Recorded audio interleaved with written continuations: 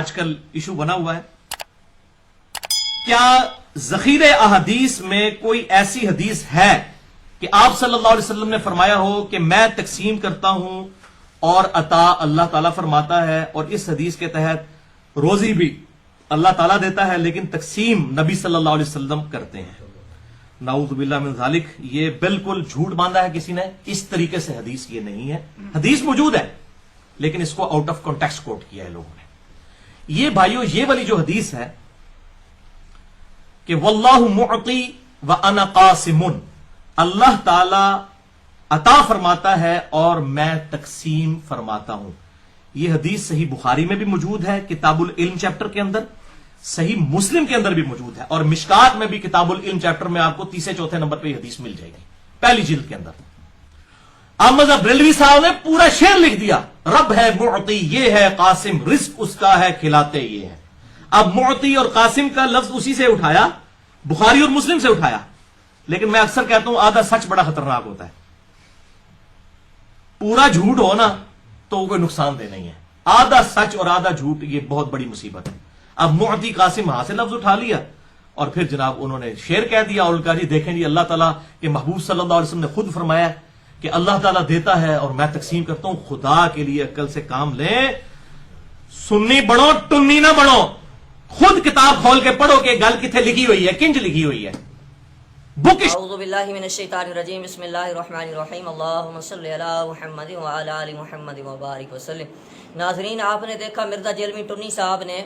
یہ کہا ہے کہ پورا ذخیرہ احادیث میں ایسی کوئی حدیث ہی نہیں ہے، تو میں ان کے لیے اور ان کے فلمی کتابی لوگ جو ہیں ان کے لیے رب کے قرآن سے اتنا کہوں گا کہ لعنت اللہ علی الکاذبین، جو صحیح بخاری اور مسلم کی حدیث کے علاوہ گویا باقی کتاب کی حدیثوں کو حدیث ہی نہیں سمجھتے۔ یہ ان کی جہالت ہے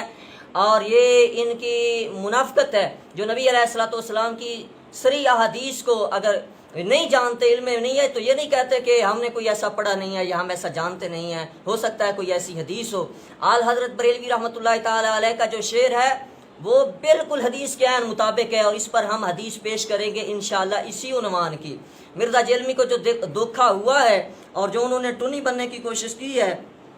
اور اپنے فلمی کتابیوں کو جو انہوں نے فلم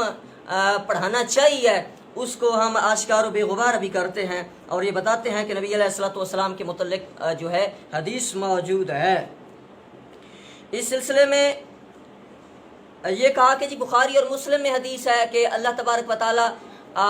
جو ہے وہ عطا کرنے والا ہے اور نبی علیہ الصلوۃ والسلام جو ہیں وہ تقسیم کرنے والے ہیں۔ احمد رضا خان بریلوی نے اسی حدیث کو لیا ہے۔ یہ آپ کیسے کہہ سکتے ہیں کہ احمد رضا خان فاضل بریلوی رحمۃ اللہ تعالی علیہ نے صرف اسی حدیث کو دیکھا ہے یا اسی حدیث کے تحت ہی شعر لکھا ہے؟ یہ آپ کی خام خیالی ہے، کیونکہ آپ ہر بندے کو اپنے اوپر قیاس کرتے ہیں، ہر کوئی تمہاری طرح جاہل نہیں ہے مسٹر، اس لیے احادیث کو دیکھیں۔ اور کہا کہ جی یہ ان کا آدھا سچ ہے اور آدھا سچ جو ہے بڑا نقصان دہ ہوتا ہے۔ یہ تمہارا آدھا سچ ہے اور باقی تو نرا جھوٹ ہے تمہارے پاس اور نرا گند ہے تمہارے پاس، اس لیے کہ تم احادیث کو جانتے ہی نہیں ہو اور احادیث پہ گفتگو کرتے ہو اور بات کرتے ہو حدیث کی۔ احمد رضا بریلوی رحمۃ اللہ تعالی علیہ کا شعر جو ہے وہ نبی علیہ السلام کی حدیث کے عین مطابق ہے، اور اس لیے یہ کہ نبی علیہ الصلوۃ والسلام کی حدیث ہے، اس کے اندر جلد نمبر یہ پہلی ہے اور صفحہ نمبر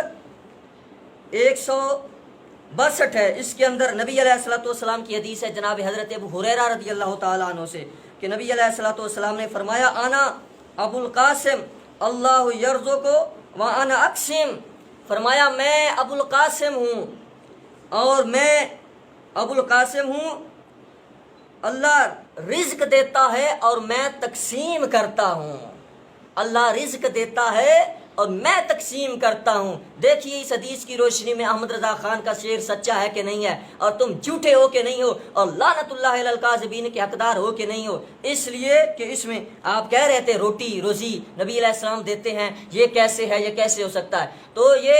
دلائل النبوہ کی حدیث سے یہ بات واضح ہو گئی ہے کہ احمد رضا خان کا شعر سچا ہے اور احمد رضا خود بھی سچا ہے اور تم اس معاملے میں جھوٹے ہو۔ اس لیے نیازی نے کہا تھا اللہ کے خزانوں کے مالک ہیں نبی سرور، یہ سچ ہے نیازی کے ہم سرکار کا کھاتے ہیں۔ ٹونی صاحب کبھی یہ حدیث بھی پڑھیں، دلائل النبوہ بھی پڑھیں، اور احادیث بھی ہیں بخاری مسلم کے علاوہ، نبی علیہ السلام کی سب حدیث پہ نظر رکھیں اگر آپ بات کرنا چاہتے ہیں نبی علیہ السلام کے متعلق، لیکن آپ نبی علیہ السلام کی توہین کرنا چاہتے ہیں، آپ نبی علیہ السلام کی شان کو چھپانا چاہتے ہیں، آپ نبی علیہ السلام کی شان کے ساتھ منافقت کرنا چاہتے ہیں، آپ نبی علیہ السلام کی شان کو مٹانا چاہتے ہیں، لیکن مٹ گئے، مٹتے ہیں، مٹ جائیں گے آدھا تیرے، نہ مٹا ہے نہ مٹے گا کبھی چرچا تیرا۔ نبی علیہ السلام کا کبھی چرچا نہیں مٹے گا۔ آپ نبی علیہ السلام کی شان کو چھپانا چاہتے ہیں کہ نبی علیہ السلام کے متعلق ایسی حدیث نہیں ہے، جبکہ نبی علیہ السلام کے متعلق یہ حدیث دلائل النبوہ کے اندر امام بیہقی نے اس کو نقل کیا۔ اب یہ جب ان کے پاس جواب نہیں ہوتا نا تو یہ گالیاں دینے پہ یا اتر آتے ہیں فلمی کتابی، یا جو ہم جس بات پر ہمیں اختلاف ہوتا ہے جس کو ہم بیان کرتے ہیں اس کو چھوڑ کے کسی دوسرے عنوان کے اوپر بحث کرنا شروع کر دیتے ہیں، اور یا یہ کہنا شروع کر دیتے ہیں کہ یہ حدیث ضعیف ہے۔ جب یہ وہابیوں کے حق میں حدیث نہیں جاتی اور وہ سمجھتے ہیں کہ یہ اہل سنت کے حق میں حدیث چلی جائے گی تو فوراً اس کو ضعیف یا موضوع یا جعلی کہنا شروع کر دیتے ہیں۔ خدا سے ڈرو، خدا سے ڈرو، اپنے آپ کو مسلمان کہلانے والوں خدا سے ڈرو، مر جانا ہے تم لوگوں نے، اور حدیث کو ٹھکراتے ہو کہ نبی علیہ السلام کی شان میں ہے۔ نبی علیہ السلام کی شان تمہیں کیوں نہیں ہضم ہوتی؟ کیوں تم لوگوں کو باوسیر ہے اور تم لوگ نبی علیہ السلام کے متعلق یہ کہتے ہو کہ احمد رضا خان نے اور سنیوں نے جھوٹ بولا ہے اور ایسے شعر لکھے ہیں؟ تو یاد رکھیے احمد رضا خان نے جتنا نبی علیہ السلام کی حدیث کو پڑھا ہے، علماء نے پڑھا ہے، تم میں ابھی کسی ماں نے ایسا پیدا کیا ہی نہیں ہے کہ وہ احمد رضا خان کے مقابلے میں آئے۔